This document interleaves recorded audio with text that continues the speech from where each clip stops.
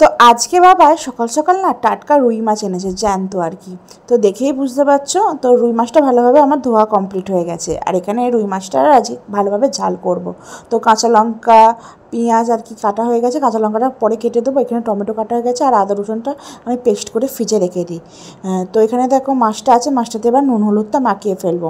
তো নুন আর হলুদ একটু নিয়ে নিয়েছি, ভালোভাবে এটা নুন হলুদটা মাখিয়ে ফেলছি। জানি রান্না তোমরাও পারো, কিন্তু আমি আমার মতো যেরকম করি একটু শেয়ার করছি। তো এখানে গরম তেলটা আর কি দিয়ে দিয়েছি, আর ওটাতে একটু নুন দিয়ে দিয়েছি, বেশি যাতে না ছেটকায় মাছগুলো ভাজতে গেলে। তো তেলটা মোটামুটি ভালো গরম হয়ে গেছে। তো চলো এবার একটা একটা করে মাছগুলো দিয়ে দেওয়া যাক আর কি, দিয়ে দেওয়া হয় বলছি।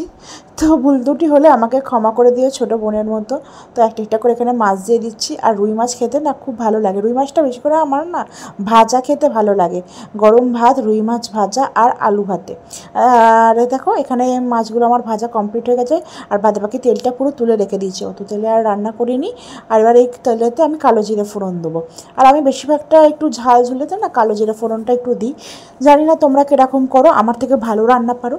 কিন্তু যাই হোক, আমি আর রান্নাগুলো করতে শেয়ার করতে ভালো লাগে, এগুলোতেও তো একটা মেহনত লাগে। অনেকে বলে হাউসওয়াইফদের আর কি কাজ থাকে, তাই। তো দেখো এখানে আমি পেঁয়াজ দিয়ে দিয়েছি, পেঁয়াজগুলোতে আবার একটু নুন দিয়ে দিয়েছি, কারণ কি নুনগুলো দিয়ে লাল লাল করে ভেজে নেবো ওই জন্য। আর এখানে কাঁচা লঙ্কা আর টমেটোটা দিয়ে দিয়েছি, আর এখন আদা রসুন পেস্টটাও দিয়ে দিচ্ছি। তো এটা একটু ভালোভাবে আমি কষাবো, মানে লাল লাল করে। আর দেখো আপাতত এখানে আমি একটু জলও দিয়ে দেবো, গরম জল তোমরা ইউজ করতে পারো বা এমনি নর্মাল জলও ইউজ করতে পারো। আমাদের যেহেতু ফ্ল্যাটে থাকি আর জলের আর কি টাকি এতটাই গরম, ওটাই গরম জল হয়ে গেছে, রান্নার জন্য আর আলাদা করে গরম জল ইউজ করতে হবে না। তো এটাকে এবার এখন চাপা দিয়ে রেখে দেবো ভালোভাবে, এটা আপাতত ফুললে তারপরে অনেকটা যে গ্রেভিটা বেরোবে ওই গ্রেভিটাতে ভালোভাবে সেদ্ধ হয়ে যাবে আর মশলাটা ভালো কষাও হয়ে যাবে। তো দেখো গ্যাসের ফ্লেমটা একদম আমি আর কি মিডিয়াম টাইপ করে দিয়েছিলাম।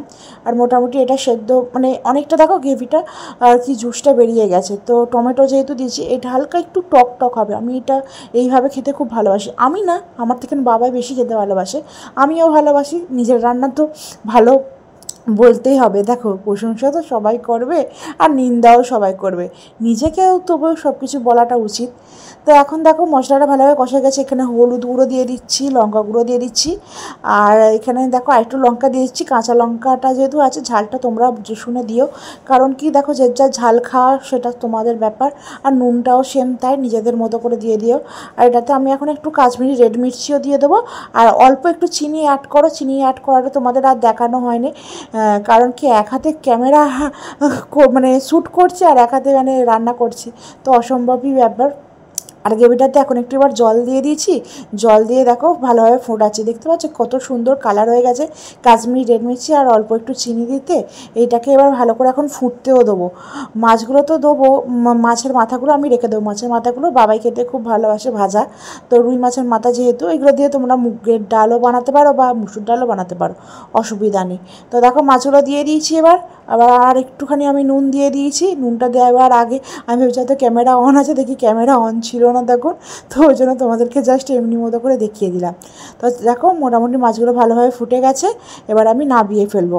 আর তোমরা মাছের ঝোলের যদি কোনো মশলা থাকে সেটাও দিতে পারো, বা একটু ধনেপাতা কুচোনোও দিতে পারো। দেখো আমার মাছের ঝোল একদম রেডি, কারণ কি গরমে বেশি রিচ করিনি, হালকার উপর দিয়ে। আবার এতেও অনেকে বলবে কিনা যে এটাও তো অনেকটা রিচ।